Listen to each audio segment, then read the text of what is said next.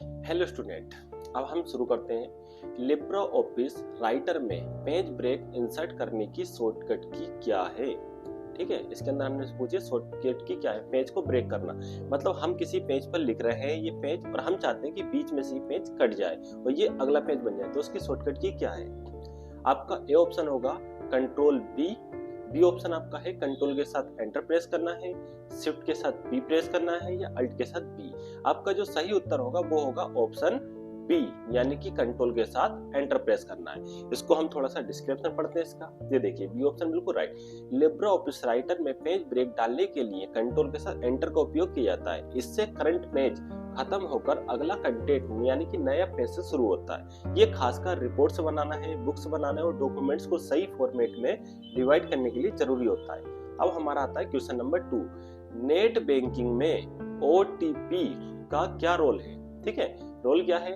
सबसे A option आपका payment को सेव करने के लिए होता है या यूजर का लॉग आउट करने के लिए होता है, ट्रांजैक्शन को वेरीफाई करने के लिए होता है या बैंक बैलेंस चेक करने के लिए होता है। तो आपका जो सही उत्तर होगा वो होगा सी, यानी कि ट्रांजैक्शन को वेरीफाई करने के लिए। जब भी आपको ओटीपी आता है 4 अंक या 5 अंक जितना भी आता है, तो आप देखते हो कि वो किसके लिए होता है, ट्रांजैक्शन को वेरीफाई करने के लिए। इसका डिस्क्रिप्शन पढ़ते हैं हम।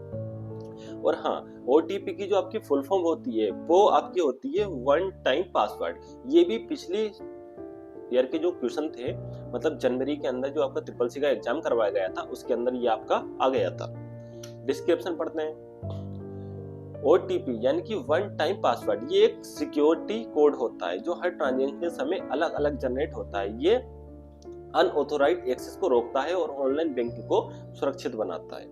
अगला क्वेश्चन पढ़ते हैं हम। यदि सेल में फॉर्मूला को इफ A1 सेमीकोलन A9 और ग्रेटर देन यानी कि बड़ा हो कितने से, 100 से, तो हाई या लो। इसका मतलब क्या होता है। देखिए, जब भी हम इस प्रकार से एक्सेल के अंदर करते हैं, सपोज करो हम मान लेते हैं ये चीज है, अगर इसके अंदर हमें कंडीशनल फार्मूला लगाना है तो हमें इफ का फार्मूला लगाना होगा। हम क्या करेंगे, इक्वल करेंगे और इफ करेंगे। इफ के बाद हम टैब बटन प्रेस करते हैं।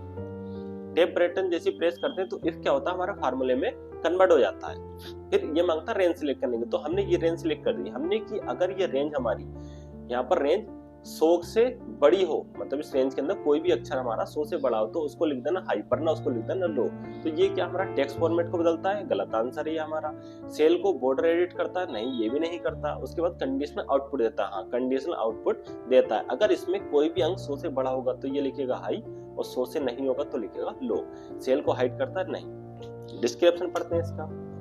यहाँ पर क्या है, इफ फार्मूले का एक लॉजिकल फंक्शन है जो कंडीशन चेक करता है। अगर कंडीशन ट्रू होती है तो हाई और फॉल्स होने पर लो रिटर्न करता है। इसका उपयोग डाटा एनालिसिस और डिसीजन मार्केटिंग में बहुत होता है।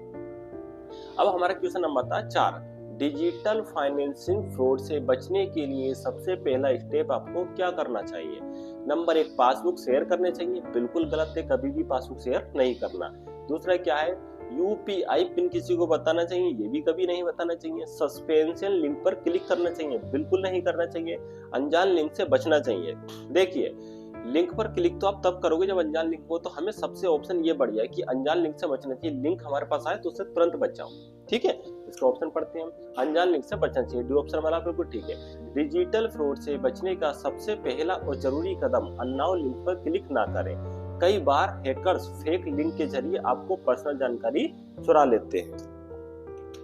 अब इसके बाद क्या, लिब्रे ऑफिस इम्प्रेस में एक ही टेक्स्ट ऑब्जेक्ट पर मल्टीपल एनिमेशन कैसे लगाते हैं। अब कहने का मतलब ये है कि आपसे ये कहा जा रहा है कि आप लिब्रे ऑफिस के अंदर स्लाइड्स बनाते हो, तो हम चाहते हैं कि हर स्लाइड पर अलग अलग एनिमेशन लगे। तो वो हमारे पास तरीका क्या है। सबसे पहले क्या, इम्पॉसिबल है, कस्टम एनिमेशन, इंसर्ट ट्रांजैक्शन या फॉर्मेट एनिमेशन। यहाँ हमारा सही उत्तर होगा कस्टम एनिमेशन। अगर हम कस्टम एनिमेशन पे जाकर इसकी फॉर्मेटिंग ठीक कर सकते हैं।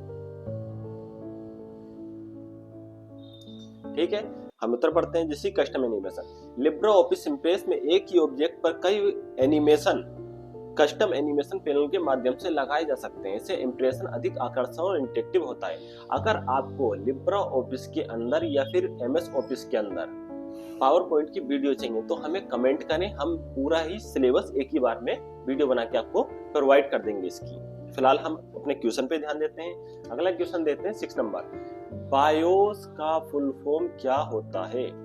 Basic internal output system, basic input output system, binary input operating system या बूट इंटेल ऑपरेटिंग सिस्टम। ये आपका जो फरवरी के अंदर एग्जाम था CCC का, उसके अंदर पूछा गया है। प्लस यही सेम क्वेश्चन आपका जो है लेखपाल की परीक्षा में ही पूछा गया था, और एक GNM की जो एग्जाम का क्वेश्चन हुआ था GNM, उस परीक्षा में ये क्वेश्चन आपसे पूछा गया था।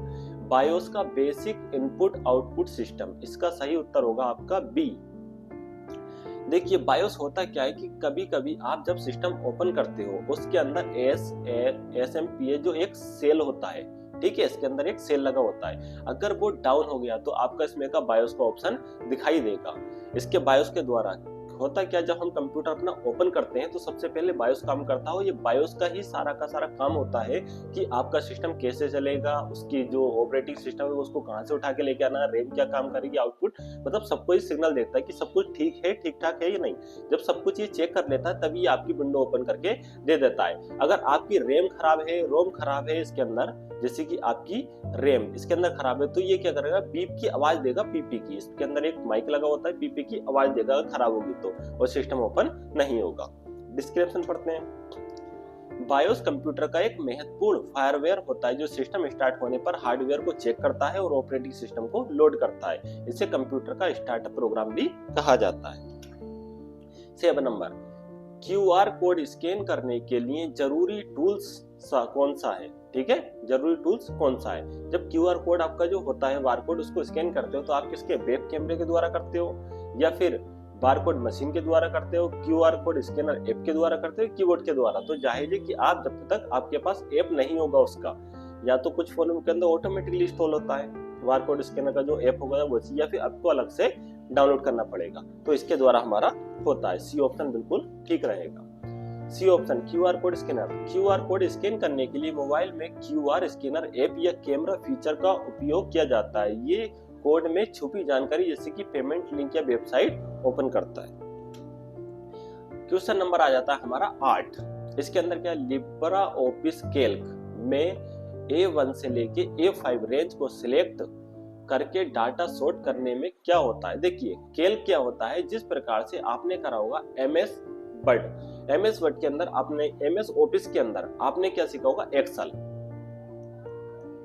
एक्सेल का नाम आपने सुना होगा, बिल्कुल सेम लिब्रा ऑफिस में उसको हम क्या बोलते हैं, कैल्क। ठीक है, इसी प्रकार से हमने करा था वर्ड, तो वर्ड को हम क्या बोलते हैं इसमें, राइटर। ठीक है, वर्ड को क्या बोलेंगे हम इसमें, राइटर। तो यहाँ पर हम देखते हैं आप सबसे पहले ये कॉलम को हटाता है। बी क्या है, रो अल्फाबेटिकल या न्यूमेरिकल अल्फाबेट ऑर्डर, ठीक है, सोर्स होती है, या फिर ग्राफिक बनाता है या वर्कशीट डिलीट करता है। तो हमारा ऑप्शन होगा इसमें बी। होता क्या है कि अगर हमने ये रेंज सिलेक्ट कर दी, उसके बाद जब हम इस ऑप्शन पे क्लिक करते हैं तो यहाँ पर जो हमारी सीट बनी हुई होती है, जैसे कि हमने मान लीजिए ये हमारी यहाँ पर सीट बनी हुई है, ठीक है, और सीट के अंदर ये हमारे कॉलम, हमने इतना इतना इसका साइज ले लिया कॉलम का। तो ये कॉलम का जो साइज होता है, जब हम इनको पूरे को सिलेक्ट करके इस पर सिलेक्ट करेंगे तो जितने में हमारा टेक्स्ट लिखा होगा, जैसे कि हमने इसमें लिख दिया राम, ठीक है, तो वो कॉलम का साइज इतना कर देगा। समझ में आ रहा है? डिस्क्रिप्शन पढ़ते हैं। सॉर्ट करने से डाटा को असेंडिंग यानी कि A to Z, 19 डिसेंडिंग यानी कि इतने ऑर्डर में अरेंज किया जाता है, जिससे डाटा पढ़ना और एनालाइसिस करना आसान हो जाता है। कंप्यूटर वायरस कैसे फैलता है? अब कंप्यूटर के अंदर वायरस कैसे फैलता है? पेन ड्राइव के द्वारा, या इंटरनेट से हम कोई चीज डाउनलोड करते हैं उसके द्वारा, या ईमेल अटैचमेंट के द्वारा, उपयुक्त सभी। तो देखिए ये सभी के द्वारा हमारा वायरस उसके अंदर आ सकता है। उपयुक्त सभी। कंप्यूटर वायरस कई तरीके से फैलता है, जिसमें effect pen drive, unsafe downloads और ईमेल अटैचमेंट, इसलिए हमेशा ट्रस्ट सिक्योर का ही उपयोग करना चाहिए।